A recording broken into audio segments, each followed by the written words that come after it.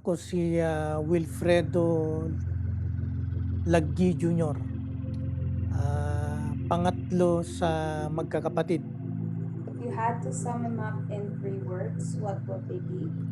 Si Papa Will ay mabait, matulungin, higit sa lahat ay mapagmahal.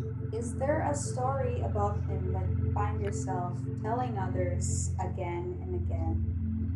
Mahilig mag-alaga si Papa Will ng mga hayop katulad ng baboy, pato, manok, pabo, pangdagdag din ng dagdag kita ng pamilya namin dahil marami kaming nag-aaral, magkakapatid, kaya ako din ay mahilig mag-alaga ng mga hayop gaya ng manok na panabong. Si Papa Will ay magaling magluto, kaya siguro yun ang isang katangian na nakuha ko sa kanya. How did he show love in his own way?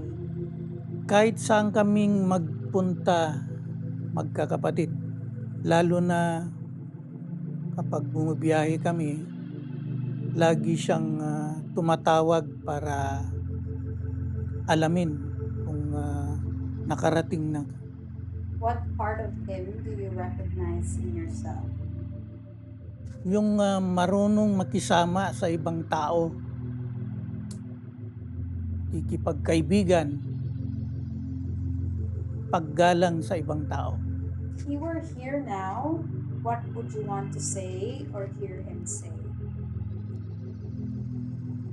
Salamat sa lahat ng magandang tinuro mo sa amin, kakapatid. Salamat sa pagmamahal sa amin at sa mga apo mo.